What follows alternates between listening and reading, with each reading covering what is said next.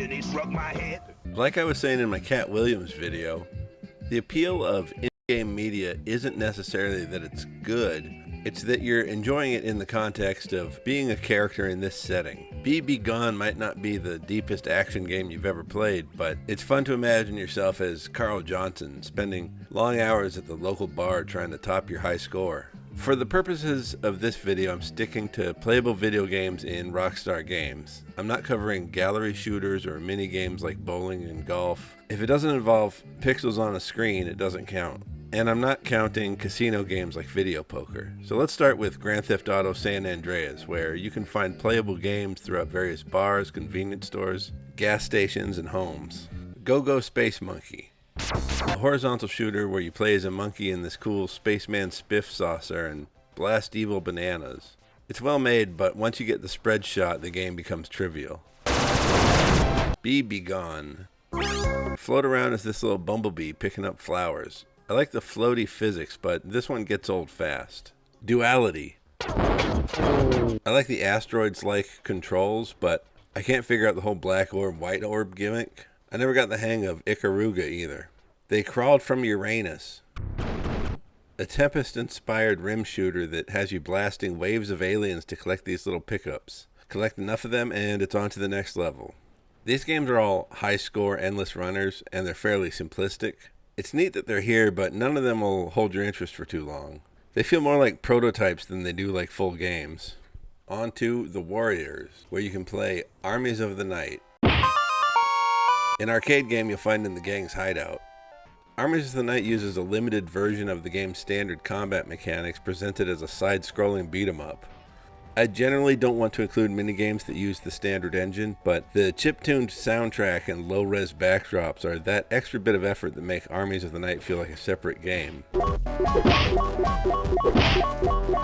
On to Bully. We all remember Future Street Racer from Bully, but did you know that there's also 3 other games that suck? You can find them at the souvenir shop at the carnival. Nutshots. This is another horizontal scrolling shooter like Go Space Monkey, but you play as a flying squirrel. Probably the least fun of all of Rockstar's scrolling shooters. Consumo. This game has you playing as a sumo wrestler, picking up tasty food, dodging rotten food, and getting tossed around by other wrestlers. Monkey Fling. You throw your shit at spiders and eat bananas to make more shit. As with San Andreas, these games are endless runners, so once you've played them for about a minute, you've seen all there is to see. Future Street Racer. This one is obviously the main attraction. The only difference between the 2 versions of the game is that one is top-down and the other puts the camera behind the car. This is an F-Zero, Wipeout-inspired, future-themed racing game with a pleasing mid-2000s aesthetic. The action is fast, you can shoot the other drivers, the hover cars control nicely, and you actually progress from stage to stage, though the ending is just a teaser for the non-existent sequel. The only arcade game in GTA 4 is Cubed. This is a fairly basic puzzle game, but like most fairly basic puzzle games, it's surprisingly addictive. I like the puzzle fighter-esque mechanic of dropping a 1x2 block sideways and watching the other half of it fall to the floor. On to Grand Theft Auto 5. Before we get to the arcade, I actually want to cover a game that's playable in single player, the balloon eating game on sixfigureinterns.com. This semi-secret minigame can be accessed by going to sixfigureinterns.com and filling out this quiz. If you get all the right answers, you're taken to this balloon eating minigame. It's got win and loss conditions and gameplay mechanics. It's played on a screen, so I'm calling it a video game. Supposedly, you can actually win the game and score $200,000 by swallowing the balloons only when the heart shrinks down. But I can never get the timing right. Now on to the arcade. The only reason I started playing Grand Theft Auto Online was the in-game arcade. Here's 2 things I like about all these games.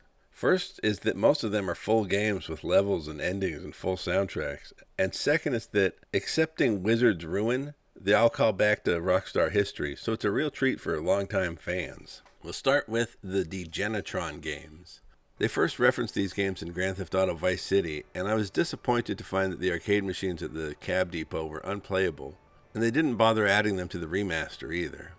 Monkey's Paradise. This is a simple timing game where you time your jump from vine to vine. Kind of a joke on how basic some of these games were. Defender of the Faith.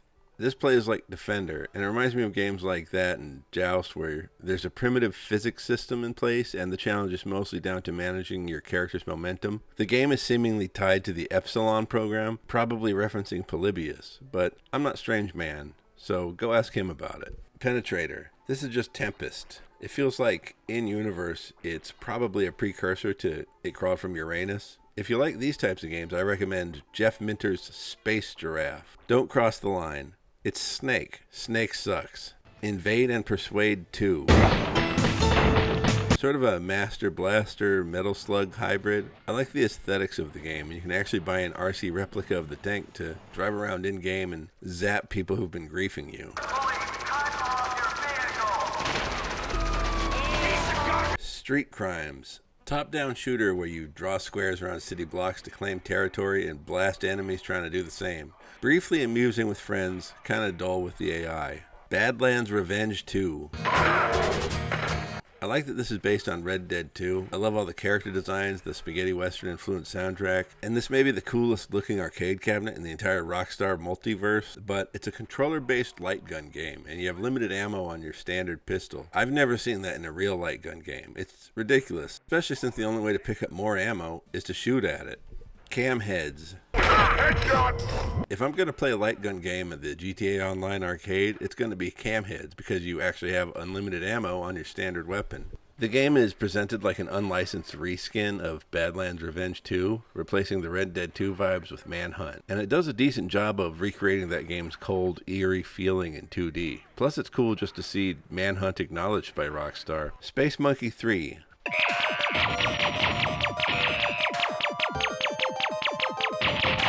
A sequel to Go-Go Space Monkey with really charming boss designs featuring Bangayo-esque dialogue exchanges before each fight. This has my favorite soundtrack out of any of the games I'm reviewing here.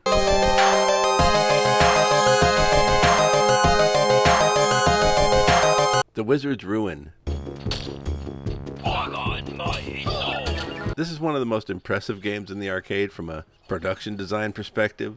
The music, graphics, cutscenes, these little transformation sequences when you upgrade your Twinkie Fancy Boy into a muscle-bound bear. But hit detection is wonky, characters just kind of float through each other, and enemies zero in on you, so you have to keep repositioning yourself to get back into striking range. Race and Chase. The Race and Chase games are the ones I've probably spent the most time on, based on Sega racers like Outrun.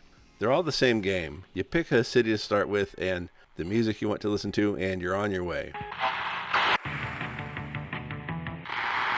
These games aren't too challenging, so it's just good highway cruising vibes with funny little details like UFOs and Bigfoots popping up along the track. Cube. This one returns from GTA 4 with updated visuals and music that remind me of Tetris Effect. If it ain't broke, don't fix it. If I was to pick a top 5, I'd go with Cam Heads, Race and Chase, Cubed, Future Street Racer, and probably the best of the bunch is Space Monkey 3. Now, are any of these games worth going out of your way for? Like, if you weren't already a fan of Bully, would it be worth buying a copy just to play Future Street Race? Not really. If you have access to Tetris Effect, there's no reason to play Cubed. If you own any version of Outrun, there's no real reason to play Race and Chase. Actually, if you have access to Grand Theft Auto 5, which you do, there's no real reason to play Race and Chase. But again, it's not about the games. It's about playing them in the context of an open world.